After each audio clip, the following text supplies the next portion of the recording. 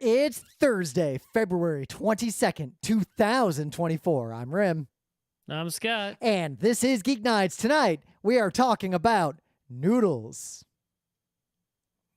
So work, there's a thing going on, and there's a list of clients, let's say, who are impacted by something and need to do something in some way. So someone who works with me, after a long conversation, sent a very succinct, detailed email that basically says, here's the thing. Here is the list of people who are affected by it that need to be contacted. Here is a fact. And there's a reply to this email that I just read before I signed off to do Geek Nights. And the reply is someone asking, hey, is there a list of the clients that are affected by this? It's in the email. Yeah. I just logged off, and I'm just gonna let that simmer. If it were my email, I think I would be far less polite, but we'll see how this individual responds to that. I would say provocation. You know, there's that old story. I don't know how true it is, right? About like the band that would put in their contract like no brown M&Ms or something. Yep. Supposedly, it was just a test to see if people read the contract.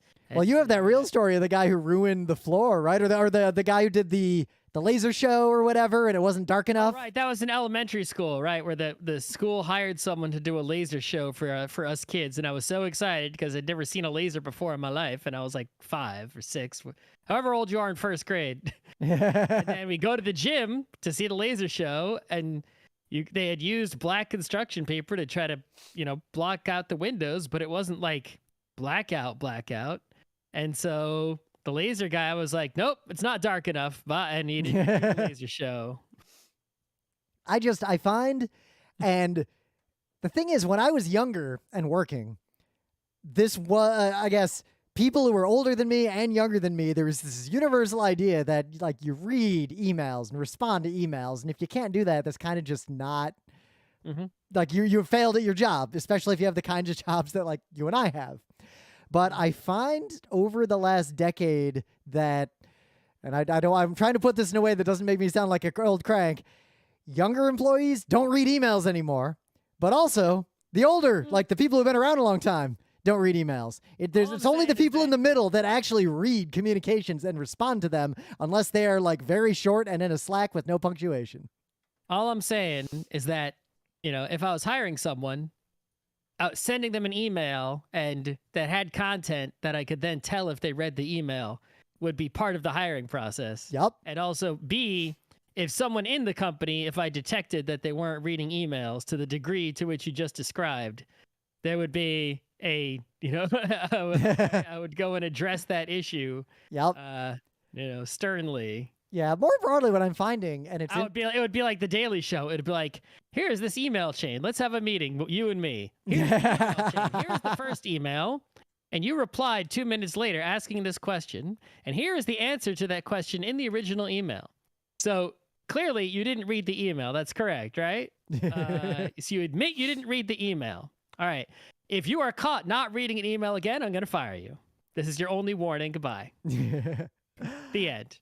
Yeah, even more broadly though, like even if it's not that kind of consequence, because it's never anyone who reports to me. Like I got a good team, I got good people I work with directly, but I see that the people who, when they receive a long email, read it and will respond to the email and generally just work asynchronously via moderate amounts of detailed text just tend to be way, way more effective than the people who need a meeting or the people who always want to have like an instant messaging communication or only work on the Slack but don't like do any sort of long form communication. Right. Well, it's the same kind of person who goes onto a forum or Reddit and asks a question that can be answered with a trivial Google search, right? Or even nowadays, a trivial AI query or whatever, right? It's like, those people who are going to ask humans questions that can be answered, it's like, all right, you're just not qualified, right? You're not you're not on the same level. It's like people listen to our stupid podcast and it's like, I keep saying this all the time. I don't fucking know anything. I am not an expert or a genius or nothing that I think in my brain is like something that was created by me, right? You know, it's like all I do is fucking read a lot and then I say what I read. Yep. And people think I know a lot because I read a lot and they Well, don't read. So the other day, information they don't know. The other day in our Discord, because I happen to be doing my taxes at the moment, and someone we know asked a question about taxes, and I replied right away just because I happen to be looking at tax stuff with a sentence that explained that situation and a link. And then they had a bunch of follow-up questions, and I literally didn't know anything but what I had just posted because I had just typed that into Google seconds before. Yeah, it's like you posted a question. I answered it by Googling. Why didn't you Google? Right? Of course, we're in a situation now where Google can only answer questions by finding. As it is, it can still answer quite a lot of questions. Oh, it can. People still ask questions that it can answer very trivially. It can, but it still finds the answers to those questions by finding a forum or a Reddit where someone asked the question and then it was answered. But as soon as one person did it, that's it. We don't need it. Yeah. Shouldn't you have to ask it ever again. So that would be a good use of AI models, a search engine whose sole purpose is you ask it a question and it provides the best answer to that question. That's literally what they already do. That's the first thing people did with them. That's what ChatGPT does. It's a really good use case. It's like, but people don't ask that. They go and ask real people and waste everyone's time. Yep. Of course, I remember talking to some UX designers about this years ago, many years ago at a Kaifu event. And the consensus among the UX designers, many of whom were not super technical, but were very good at user experience design, their perspective was broadly that the people who do this either don't trust the answers they get from search engines or are basically completely technologically illiterate. And it's one of those two. I think that there are some people, I think I might have said this in the past, who they're only asking real people, not because they want the answer, but because they're lonely and they want to talk to somebody, right? Yep. And so if they just talk to a computer and get their answer very quickly, they'll now still be lonely and that'll be over so quickly, they'll now be bored, right? Yep. And it's not a conscious decision like, haha, I will ask humans, right? It's just a natural, Yep. Same reason some people checking out at, say, a grocery store try to have a very long conversation with the person. So in some news, and it's super bad news that's escalating rapidly, and I feel like I've said those exact words several times over the last few months doing the news. The kind of news we have is bad news that's escalating rapidly. Yeah. Is there, what's the best news I've seen recently? I mean, Helldivers 2 was coming, and that turned into bad news because the anti-cheat. Like, you know what? Good news. My new computer will arrive. Every component is scheduled to arrive by Friday. The New York Rangers have won 8 in a row. God damn. And there's a game tonight. Well, VZ and or Panarin might be out because they called up Othman and they're day-to-day, so we don't know. That might be a bad news. Yep. Also, the New York PWHL team is winning games, but like they can't win in regulation. Only in overtime, and they finally won their first home game. Yep. They had not won a home game yet. They finally won one, but not in regulation. At least they did. They were the first team to ever win a PWHL game. That's true.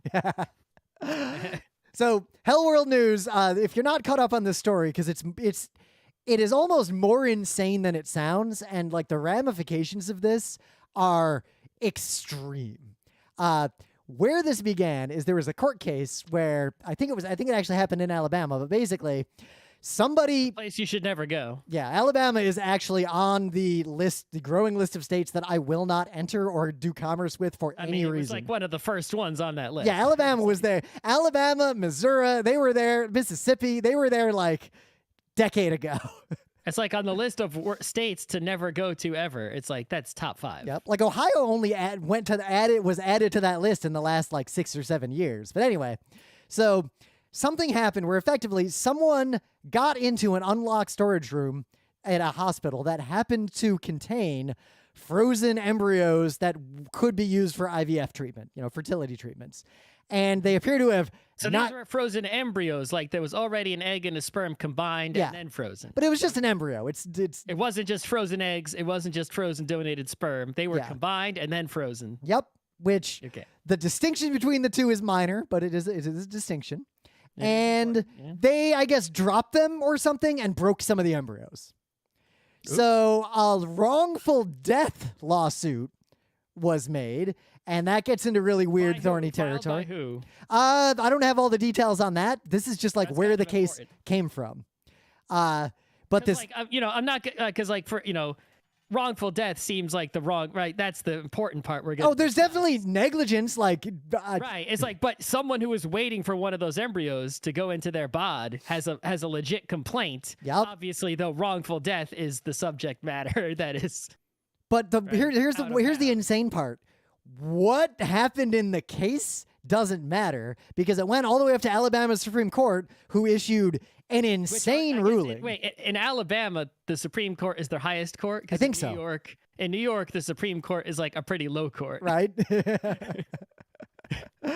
But It's not supreme at all. Alabama just skipped all of that and ruled that embryos that are frozen count as humans, they count as children, destroying one is Yeah, murder. because there's some religious nutjob who's like the judge who got appointed by some religious nutjob governor in Yep. Alabama. Yeah. Now, this ruling is as insane as it sounds. So basically, every fertility clinic in Alabama has now, which was the thing they were doing, like people there would like to have babies if they need help with it, have all immediately ceased operation because there is extreme risk of them being charged with murder if anything happens to any embryo or if they even follow basic IVF procedures because not every embryo is viable. And this ruling basically means every embryo that is in Alabama is now in extreme danger to anyone around it because if anything goes wrong, you can be charged with murder. I guess if they just die on their own in the freezer, then Even then, probably. Like the ruling is so insane that every video I've watched with lawyers talking about it, like can't even begin to describe the nonsense that could come out of this ruling. All right, so I'm sure this will all be repaired soon enough. Oh, Bob. Don't go to Alabama. Well, What if there's an embryo near you? well, You wouldn't even know. It's the danger is that how is this going to be repaired? Probably by going all the way up to the Supreme Court, which is already 6 nut jobs. It is a bunch of nut jobs, but even those nut jobs, I don't think will be so nutty as to say to just leave it as is. Yeah, it's hard to say though. I don't have 100%. They could leave it in a state where there is still some very badness. Yep. But I don't think they'll leave it as is. Right? Yeah. But even at their level of depravity. This is a case to follow partly because one, it shows that these types of decisions and these types of ideas, just like the recent one around, technically the president should be able to order assassinations and that's not illegal unless they get impeached. Like Those are the kinds of things that we joke about on a podcast Yeah. that aren't serious about whatsoever, but someone else is. Yeah, like in the old days when Google Maps first released Google Street View, I remember a lot of people were really mad about it. And the nerd argument, which I also made, was what's the difference between Google doing that or me walking around my entire town, taking a picture of the front of every house from the street, and then publishing that on the internet? Like, where is the line between this is legal or this is not illegal? And setting that line pretty much anywhere in an extreme always has extreme outcomes. And obviously, there are pragmatic, rational ways to decide lines for things. Technologists really like to examine extreme edge cases and even advocate for them, partly because technology is an area of extremes, because technology will do whatever it does. And the line is, can it still do the thing it's doing? But when it comes to things like law or humans, those lines can't be on these kinds of extremes, especially religious extremes. People also, it's like you can draw lines that aren't straight lines. Yeah. It's like you can make a rule that's a complicated rule. Yeah. We talked about this with the no vehicles in the park. Yeah. It's like Obviously, an ambulance should be able to go into the park if it'll save a life. Do you even need that to be written in the rule? There's a way to handle that.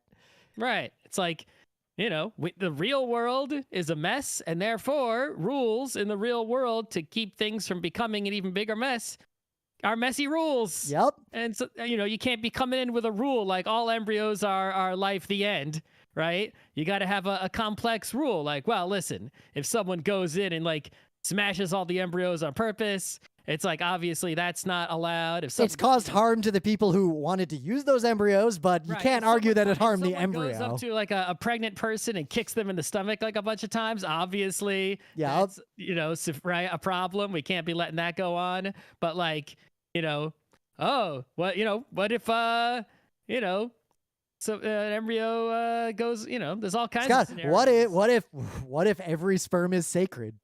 That's right. Because I have definitely committed mass murder. No. And will continue to do so. So has that judge who just made this ruling. So, Yep. So in some other news, and we didn't get a chance to really talk about this on Geek Nights, the new sports app. Right. So I could probably do a whole show on sports broadcasting, but basically it's getting better, but it's still a huge mess. Yeah, right? There's no way to watch the Rangers in New York unless you have cable, really. You could pay money, right? But basically everything's a mess, right? It's like if you pay for cable, then it costs you a shit ton of money. You get a bunch of stations you don't want. You have to watch ads. You do get the highest quality in terms of that's available, I guess, in terms of the stream, the video and audio quality. So that's a plus of cable. But you're basically paying, if the only thing you want to watch is sports, you're paying for all this other shit. You're subsidizing all these other TV channels you're not watching. And you only get to see what they're going to show you where you live. So even if you buy the maximum package, there's all kinds of things that you won't be able to see, right? If there's blackouts or if the channels get into a fight with your cable provider or all sorts of nonsense. So, okay, what's your other option? Well, you can go to some online streaming biz like your Fubos and your DirecTV streams. And basically, those are the same as paying for cable. Only what happens with those is you have to pay like these regional sports fees to get your local sports channel. And it's basically just cable, only they stream it to you instead of cable box. So, say all the same problems, right? Then you got your ESPN Plus type deals, right? Where it's like Netflix of sports, basically. Yeah. And how many of those, each one of those is only going to show you a very small subset of sports, right? Like you could go on Apple TV and get like the MLS package, or you can go on YouTube TV and get the NFL Sunday ticket, or you can go on MSG Plus and get MSG, which is going to give you all these New York teams, like, all right, but it doesn't give you all the New York teams. And there's just so many different ones to get all. If you want to watch a lot of sports, you got to get a lot of things, and it costs a lot of money. And if you only want to watch a little bit of sports, you have to buy a whole thing just to get the one thing. There's no good deal around, right? For people who want to watch sports, everything's a ripoff except for piracy. Yep. In which case you can watch everything for free. Now, the funny thing is, on one hand, the part of why this is the way it is just the fact that the way sports makes money is either advertising or partnership distribution type deals. Like there aren't. Well, the sport itself makes money by having a TV deal. So they sell their rights to a TV network for a huge amount that's set. So the league is like set. The league is like, yes, we got $1 billion and we sold our TV rights. Then they wash their hands of it and the league is good to go. Then the TV network says, all right, we just spent $1 billion on the rights to show. How are we going to make more than $1 billion on the fact that we have these rights? No one else is legally allowed to broadcast these live events, right? How do we do that in a way that will make us that money back? And so forth. So in streaming, not just sports, but in everything, right? This big problem is that people don't want to pay for too many streaming services at once because it's like, what the fuck? Right? They want to just do one and have everything. So ESPN, Fox, Warner Brothers Discovery, right? Which includes also TBS, TNT, like that, they collectively have the rights to a lot of sports, right? Broadcasts in the United States. And so they're like, all right, we don't have the NFL because YouTube has that, and we don't have some other things. But if we combine our forces together into one package, right, instead of having all these separate ones we've got competing with each other right now, then maybe that will be compelling enough for people to subscribe to, right, and become like it's like, all right, this is the thing. People who care about sports will pay for this. and eventually we'll be big enough we can just sort of, be the one and only way to watch sports and just broadcast every game and solve people's problems, right? And depending on what they charge, that could be good for the consumer to finally just have like sports, the app. Yep. You pay for it, you watch all sports, the end.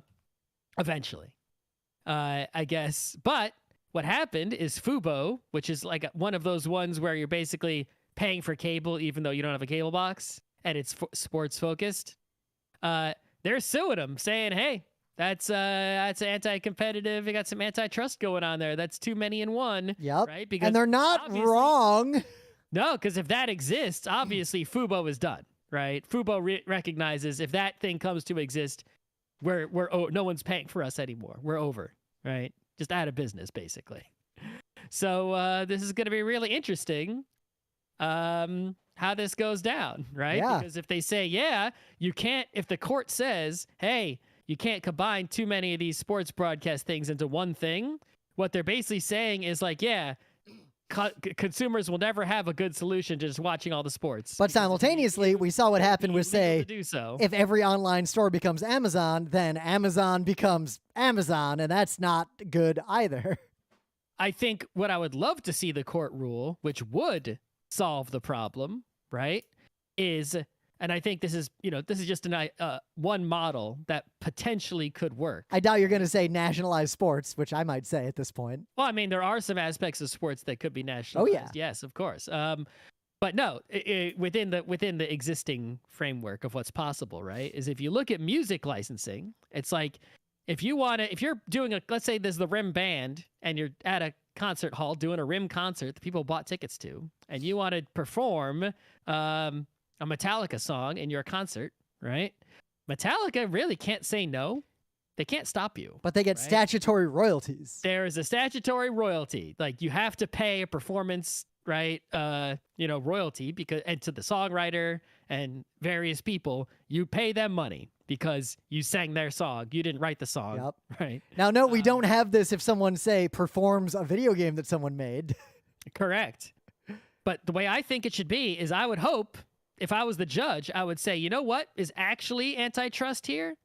The exclusive broadcast agreement. Yeah. That's the antitrust part. Why there shouldn't be an agreement to where like only one person is allowed to broadcast this. They have some exclusive rights. That's antitrust. Instead, there should be competition. Anyone who's got cameras and a broadcast equipment and satellites and whatever internet streaming, whatever, should be able to go to the stadium and set up their cameras with their broadcast crew and broadcast the game. And if there's 5 broadcast crews all broadcasting the same NFL game, and you at home can choose which of the 5 broadcasts you want to watch of the same game. It's like, I like these 2 guys better, right, on this broadcast crew, or this channel has much better 4K and is Dolby Vision and has better surround sound. I'm watching this broadcast.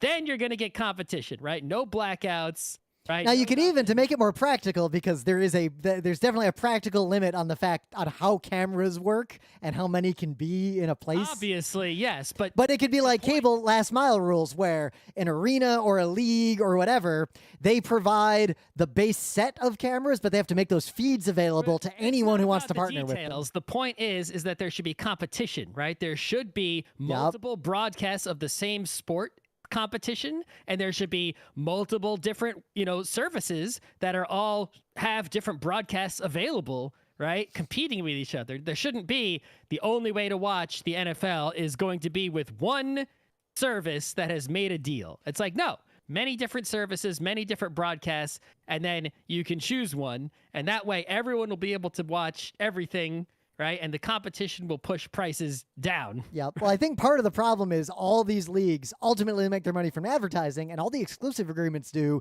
is make sure that it is someone else's problem to make sure those advertisements are valuable.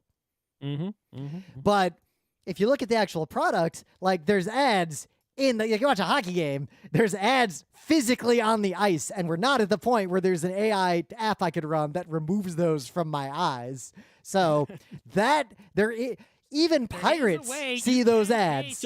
You can pay to remove those ads. You just have to pay so much that you buy the ad for yourself. And when they say, please give us the ad,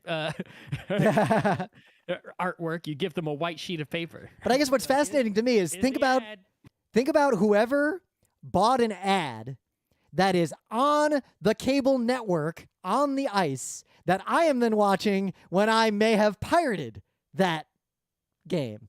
I saw the ad that the person paid the network for, but I didn't pay the network for access to the network. So actually, the person who funded both the network and the league effectively got paid because their dollar resulted in me seeing their ad. Mm. All right. Put a little marker there. But anyway, things of the day. So I knew the answer to this one in advance. I have never busted a tendon, but I have fractured ribs, toes, and things before. And I knew this from my sports medicine history. But I'm for all of you out there, if you had to choose, would you rather break a bone or sprain a ligament? Well, just sprain it? Oh, Yeah. not like rip it. So let's say instead of not broken in two femur, but fractured bone or sprained ligament. Oh, I thought because you look at the thumbnail and it looks like a bone was like smashed by the Hulk punching a guy, right? Well, so the scary part is show is like shredded. it actually kind of doesn't matter the severity. I think it does. Well, so the deal is, if you watch this video, I mean, spoilers. Because like if you say if we're talking about the bone breakage being just like what happened to me in Australia. It's like, that wasn't so bad. It wasn't pleasant, but it wasn't so bad. But if you're talking like, oh, yeah, they're going to have to put a bunch of screws in your arm to put it back together, it's like, yeah, no, thanks, right? So up to a point, so the general gist of this, the video gets into the details, but if you break a bone, bones have active ways to heal themselves surprisingly quickly. Ligaments really don't, and many injuries to ligaments are permanent. Yeah, that's true. But like ligaments are less active tissue. We have a lot of surgeries these days. Oh, yeah, ligament surgeries are no bueno. Because I got long ago, I talked to a doctor about some of my knee stuff, and generally, they always advise do fucking anything but surgery with the ligament because there are limits to what you can do to deal with ligament problems. Like they are not reparable. Obviously, but on the other hand, you got your baseball guys doing their Tommy John surgery. Right? Yep. So I will continue to break ribs and toes and avoid damaging and spraining my ligaments. I will avoid damaging any part of my body in an unnecessary Well, let's see. fashion. So places I have broken ribs, mountain biking once, that happened. Magfest in the mosh pit because someone didn't know how to mosh. 2 ribs fractured 1 year. That was during the Machine Supremacy concert. Broken toe, bunch of times in playgrounds. Once in karate class as a kid, and once at PAX because you left a bunch of soap on the floor of the shower and I stepped into it and slid across and broke my toe on the other side. You broke your toe in the shower? I broke my toe at PAX East right before COVID. You dropped the soap? I stepped into the shower and it was super slick and I just went whoop all the way to the other side. I walked around that PAX with a broken toe. It was really funny. I don't remember that. You don't remember the PAX where I was bitching the entire time about my broken toe? No. I was still bitching about anyway. Oh, actually, was it PAX East or was it PAX South? It was one of the two. I do not remember. No, it was PAX East. I remember because I went. So an enforcer overheard me in Eland mentioning that I had broken my toe that morning and kind of freaked out at me and was like, well, you gotta go talk to the paramedics like right now. Like you gotta go. You can't just let this slide. And I don't think this enforcer realized that the treatment for a broken toe is nothing. So I go over there because she made me, and I go into the paramedic at PAX. You should have just said that you were going and then not go. Yeah, she checked up, like she followed me.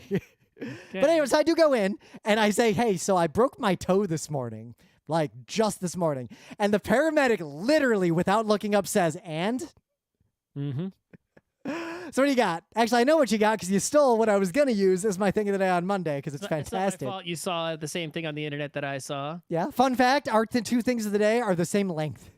All right. Well, so there's a thing, a machine called an electron beam irradiator. It does exactly what it sounds like it does. It does exactly what it says on the label. How does it work? It works basically similarly to the way a CRT television works. There's a cathode ray and it just shoots electrons. The difference is that when you watch an old school tube television, those electrons hit a grid of phosphors, which absorb the electrons and then light up, and then basically they get converted to photons. But in this case, the electrons just hit shit directly, like bam, hit by electrons. And you don't want to be hit by electrons directly like that at such high power. That will fuck you up. Yep.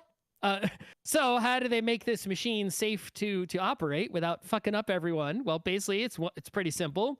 The machine is far away, surrounded by lead, concrete, and various other protective materials. And anything you want the machine to shoot electrons at, you put on a little conveyor belt. And it goes into the darkness, complete darkness, far away from all the people. It gets zapped.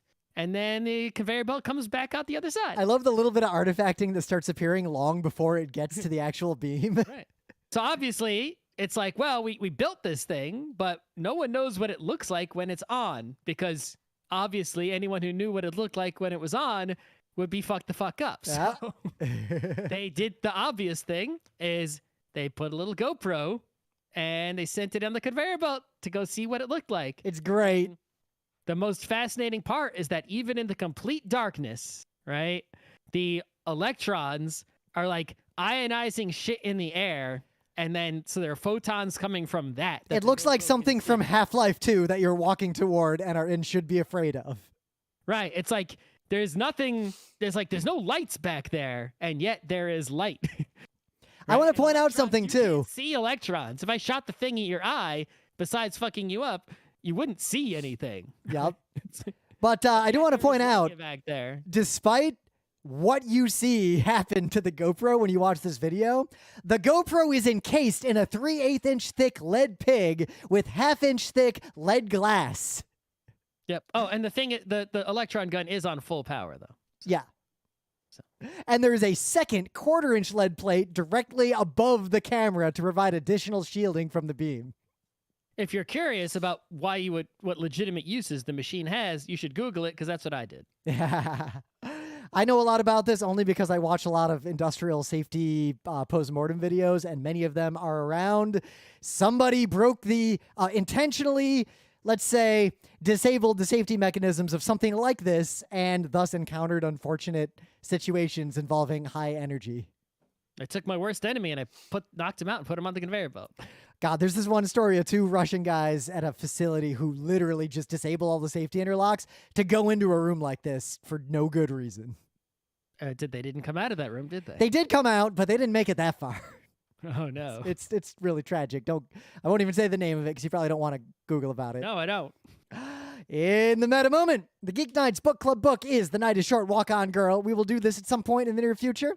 I recommend watching the movie and reading the book. They're both delightful. The book is shorter than the movie because the movie does more than the book did, from what I can tell so far. Otherwise, we'll be live at PAX East 2024 with 2 panels on Sunday, 2:30 p.m. Every game is, in fact, the same game.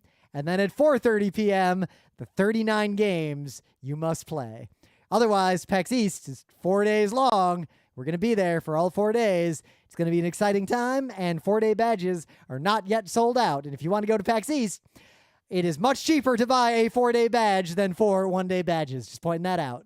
But the hotel situation, if you do not live close enough to PAX East. Oh yeah, there's no hotels near PAX East. It's a MagFest situation. It could be dire. I don't know what the situation is, but I don't imagine it's going to be that great. Yeah. At least with climate change, it'll probably be warm. And even if you get what was the optimal hotel, right, they might not be able to check you in right. Oh yeah, in fact, fair warning, the closest hotel that is literally connected to PAX East, the one that you'd think, that's the hotel I want to be in, that's the best one. And it does always sell out. It's really hard to get that hotel. That hotel sucks. It has the most problems of any hotel, even remotely associated with PAX East. A couple days or even then, that hotel has nothing but problems. And in fact, the last PAX East that a bunch of our friends went to, they all got rooms in that hotel and we didn't. And if you recall, 4 of them were told, actually, we don't have a room for you. And they put them up over by the Heinz, and it was a giant shit show. Mm-hmm. All right. let's just dive right into the main bit. Another food show, but we actually have plans for not 1, not 2, not 3, but 4 Thursday episodes. So we're covered for a while. Those are, those could be crab peoples. Who knows? I mean, they're good enough. I could do those shows with little prompting if needed. But tonight, talking about noodles, one of my favorite things. Yeah, I mean, a noodle is a tasty category of food that is very flexible and wide in variety, right? Because basically, what is a noodle? It is a wet bread, right? Yeah. But if you just take bread, straight up bread, and just throw water on it, that ain't good. No one wants to eat that. That's gross. That's just soggy. That's bad. So There is a wet bread that is very good, but it is you make regular bread first, and then you soak it in Armagnac, and it's a dessert that's fancy and delicious. I mean, even a garlic bread has oil that has wetted it. True. Right? We're talking about water. Yeah. H2O. Don't dip your Wonder Bread in water. Right. When you make bread, the ingredients of bread are flour, water, salt, yeast. But then when you bake it, the water leaves the bread, and that's what makes bread. If the water stayed in the bread, or you added the water back to the bread before eating it, that would be a problem. And so a noodle gets around this problem. How can we have a moist, watery bread? We'll just make the bread so dense that it can handle the water, right? And so that is a noodle. There are some noodles that are made with other things besides grains, right?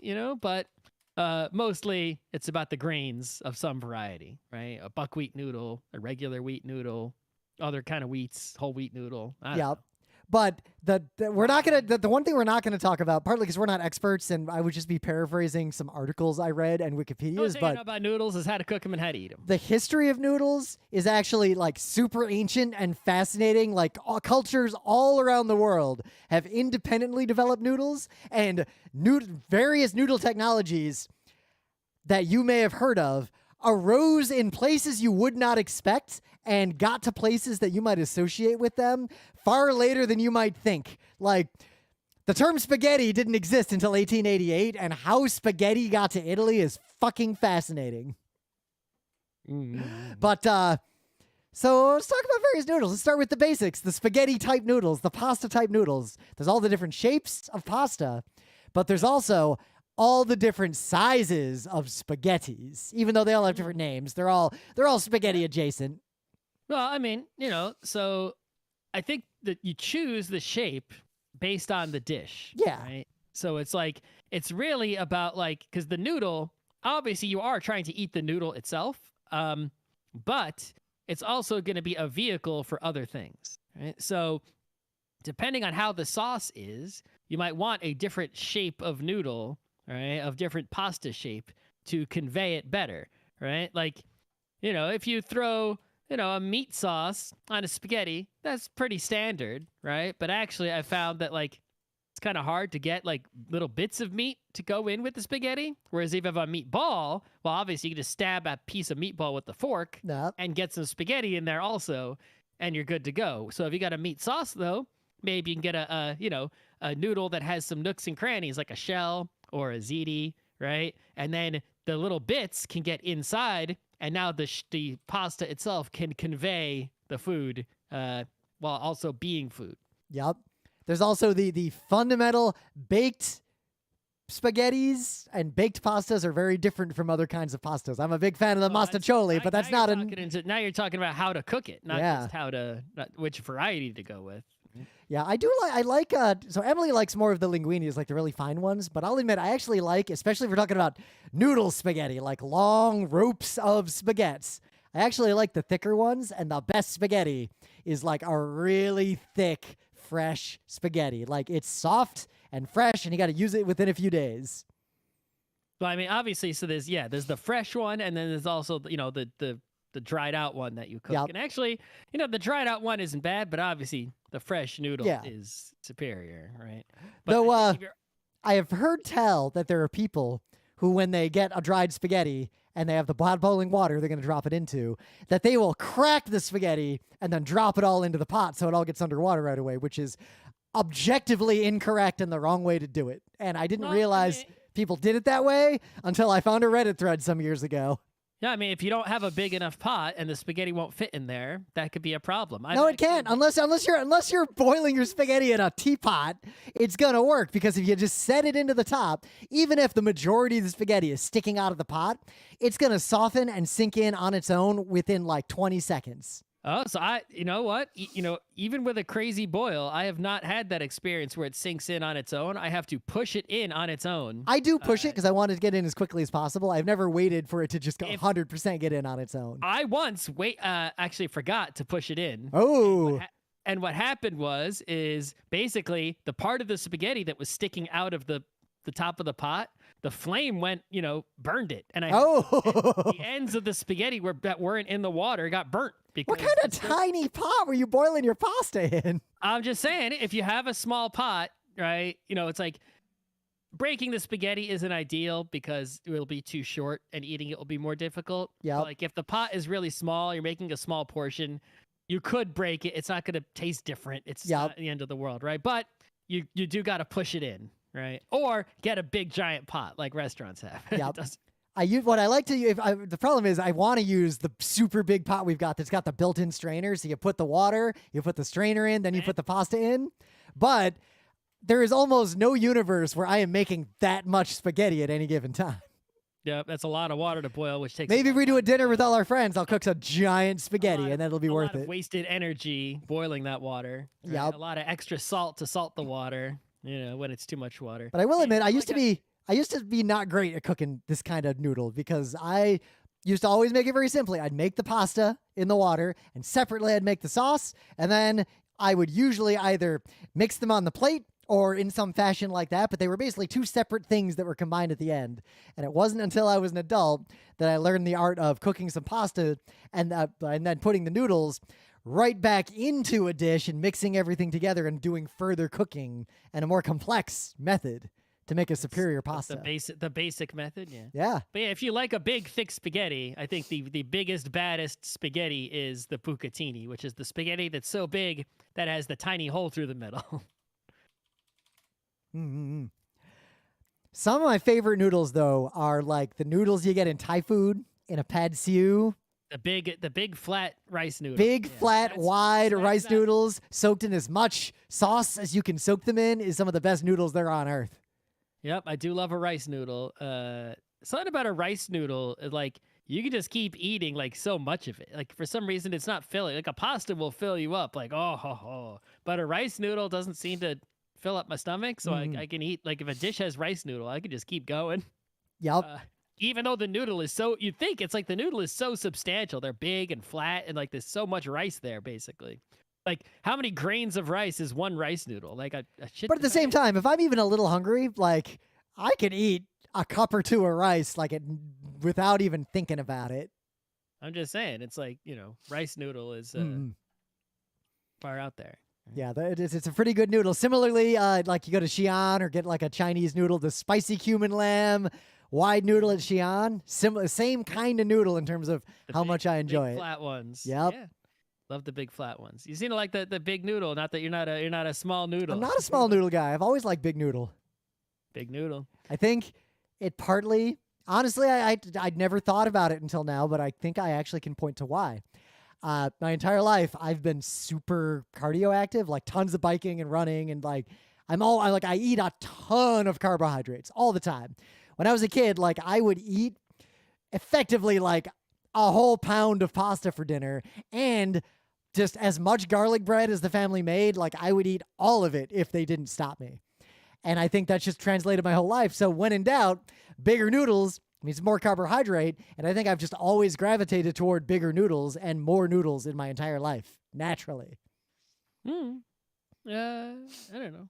Why would I like a bigger noodle more? Yeah. I don't know if I do like it, but I just like a noodle. I don't really care. I find if I think of my favorite noodles, I imagine big noodles far earlier than I imagine small noodles. If I think of noodles that I don't like, right? I think of the alphabet soup where it's like, you just got like these little, let out. I guess they still have it, right? It's like, instead of putting actual noodles in a soup, you just put like these little tiny bits of pasta shaped like alphabet letters in there. and it's sort of like, it's like it's even hard to kind of eat them if they don't, because they're not big enough. Right? Yep. It's like it just sort of adds texture to a soup.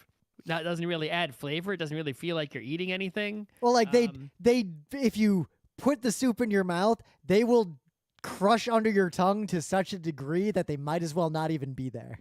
Yeah, and then they're all over your, like there's like little bits all over your mouth, like it's like you're eating popcorn and all the bits are getting stuck, right? You're gonna swallow a lot of them whole, and it doesn't matter. Yeah. The other kind of noodle that I don't hate it, but I'm not a huge fan is the cold noodle, right? I love a cold noodle. Give me a cold noodle any day. Cold noodle with a bunch of good sauce. Yeah, it's like it's like the soba noodle, like in summer in Japan is like the hot. It's not hot, but it's literally cold, right? But it's a very popular dish, right? Like cold soba noodles. But it's like there's something about the noodle being cold that I'm just like, I don't really want to eat the cold noodle. Well, for me, the only one I'm not a huge fan of is I'm not the biggest fan of glass noodles in particular, hot or cold. Partly. Well, the glass noodle, actually, the slippery texture I kind of like. It's kind of fun. But they don't have that sort of rich, weedy or ricey kind of flavor to them. They're sort of, they taste as clear as they look. Yep, like I could take them or leave them, and I like dishes that use them, but if I was gonna pick a noodle to cook, I would definitely do like a soba noodle over a glass noodle, just in a vacuum if you made me choose. Yeah, what is the glass noodle actually made of? Just starch. Like usually it's basically just extracted starch in most cases. In Wikipedia, they're listed as cellophane noodles. But without the other parts, right? Yeah.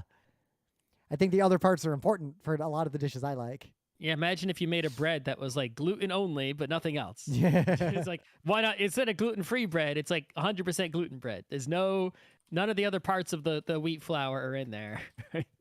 Just the gluten part. I just found a video, 100% gluten bread. But cold soba noodles are one of my favorite summer dishes. Yeah, it's popular. I'm just, Yep. I like a soba that's not cold. Now, it's not the slipperiness I don't like about the cellophane noodles, though, because I also really like a soba, which those are big, like those big noodles are really slippery, just the nature of those noodles. Mm. Oh, God, I'm salivating thinking about noodles because it's dinner time and Emily's cooking something in the other room right now. God damn it. Noodles? I'm salivating to the point that I gotta do something about it. It is weird though that like you think about other foods and there's like, a range in quality levels, right? For like steak, you got like your Wagyu all the way down to your McDonald's, right? Yep. And it's like there's a line that you have where it's like below this line, I'm not eating that. That's right. But with noodle, it's like the line goes really low. It's like a box of pasta from the grocery store. That's any brand. Literally doesn't matter. A brand I've never heard of that looks like it's from the 70s, probably fine. It's like, sure, I'll eat that. That seems good. Yep. Right? It's like Kraft mac and cheese. It's like, well, the cheese is questionable, but the mac, it's like those noodles, their macaronis are fine. And go all the way up to the top. The best fresh pasta is better than a dried pasta or like a cheaper pasta, but it's not that much better. It's better. I would definitely choose it every time. Yeah. But it's like a dried box of pasta is still way good because it's still a delicious bread. Yep. wet bread. Of course, I guess this is an opportunity to talk a little bit about the instant noodle, especially the instant ramen, which so the instant ramen is like even a level below like the box of pasta, right? And it's still hella good. And despite being the kind of person who like won't eat fast food, like even if I'm really hungry, I will generally just not eat rather than eat at McDonald's. I'll eat bottom of the barrel ramen in a pinch and have no regrets about it. That's the thing is I buy different. I've had a lot of different instant ramens, and while the broths vary in quality and flavor dramatically, and the noodles also vary greatly, but the noodle is never bad. The cheapest cup noodle, the cheapest Maruchan, totally fine. Would eat it right now, no regrets. The noodle part of any of them that I've ever had is great. It's just fine, right? It's like there's nothing wrong with that part of it. There are some where I'm like, the broth is terrible, the little flavor thing is terrible. Yep. But the noodle part, even in cup noodle, it's like great. I know it's funny because we started camping a lot and we do ultra light hiking. So when we cook, on these trips. We tend to cook things that involve mostly boiling water because having enough fuel to do a simmer or like making a fire to do a simmer is annoying compared to having the ability to boil a bunch of water in a hurry and then use that for cooking. A lot of hiking people get the rations and they get all these very specialized hiking dishes. And we have migrated away from that to just bringing ramen, and it's totally fine. And there is something about being out in the middle of the woods. You're hungry. You're going to spend the night, and you're not going to cook like a big camp dinner because you're not like at a giant campsite with a giant fire.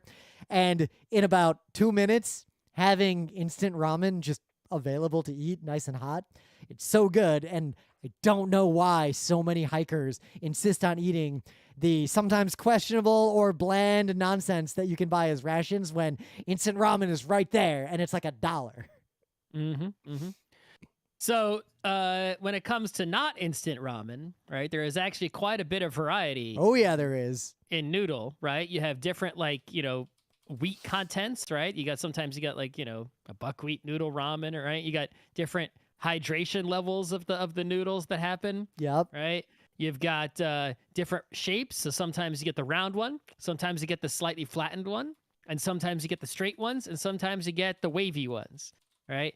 I prefer the wavy one just because eating it is more convenient. The straight ones, sometimes, it's not so it's like it's easy enough to grab them. I grab them just fine. Yeah. But the wavy ones, I just like the wavy noodles better for some reason. I like my ramen noodles to be a little bit crisp or like a little bit, like I don't like them to be completely soggy. I like them to still have a little bit of. Well, I think that's true of just all noodles in general, right? It's like it's wet bread, but you can't wet it to the point where it's right. It has to be. It's like you had a bread, you took out all the moisture, and you're gonna add back the exact right amount of moisture to where it's tasty. And it's like I think the al dente rule applies to basically all noodle. I can't think of a noodle that I don't, whether from any country, of any food culture, of any type, where I don't want it to be that al dente level where, it's like, you think of an actual bread, it's like there's a crust and then there's the inside, right? It's like, so a noodle should be sort of the same texture contrast where there's the hydrated part and then in the middle, not as hydrated.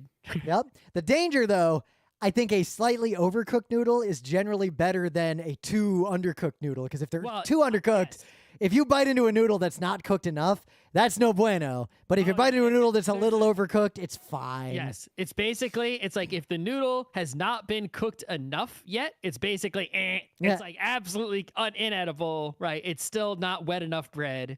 And then it reaches a point where it's like, it is now edible. And it would be ideal to basically stop cooking it as quickly as possible and eat it. Once it reaches that line, it's like it goes from 0 to 100. Yep. And then once it hits 100 perfect, it slowly degrades. Like, it's only 90% is good now. Only 80% is good now, right? It's still good. It's still good, but it's worse. Right. It doesn't get ruined, right? It takes quite a while for it to go to inedible again. Yep. You got to hit that threshold because if you pull it out of the water and you drain it and it's undercooked, now you're fucked. You could probably put it back in some other boiling water. Yeah, but you probably dumped all your boiling water out when you dumped it into the colander. That's the problem.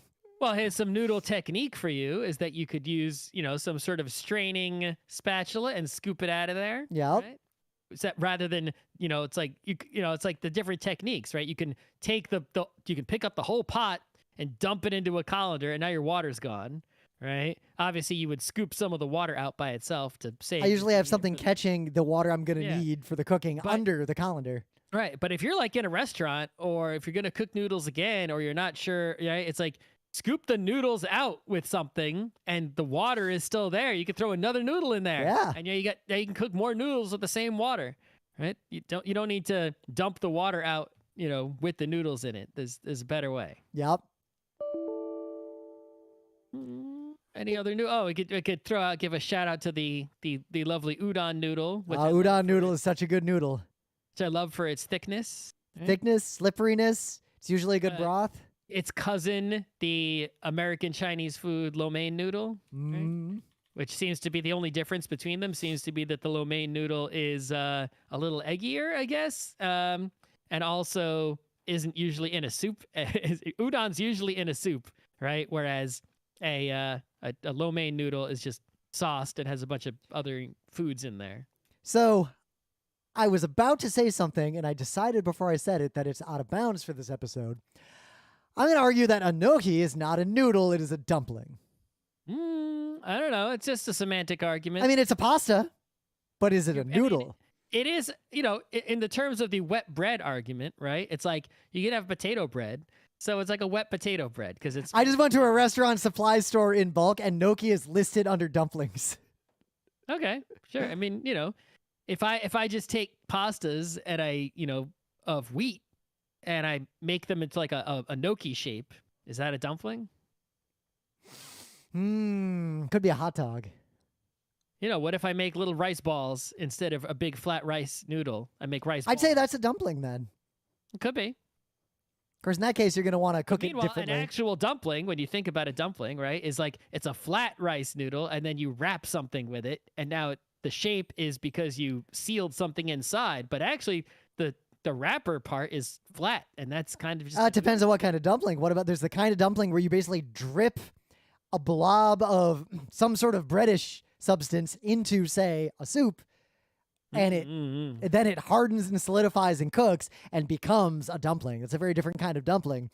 I haven't made those in a while, and I should. I like how you make a gnocchi from scratch. You take like potato dough and drip it into water. I don't know. I've only ever bought gnocchis that were pre-made and cooked them. I have never thought to look up how to make a gnocchi because I too have only ever bought pre-made gnocchi. I have never made fresh pasta since I was a kid. I don't even have the stuff to make it. Yeah, the thing about making pasta is pretty easy. You just make a dough, right? And it's like extrude it through something. Yeah, and then you have to shaping it is where the work is, right? And on the one hand, it's like you could just go with a simple shape with a pasta machine, but it's actually kind of more work than it. Like whenever you watch videos, you're like, that looks easy, and then you try to do it yourself, and it's like, oh, I have to crank this thing a lot, and keep running the dough through it a lot, and then it's like it turns into a whole arts and crafts project, the shaping part. It's like you see those people who are like, noodle experts who will like cut the noodle in half, fold it, cut it in half, fold it, cut it, fold it, cut it, fold it to make like a million noodles out of one dough blob.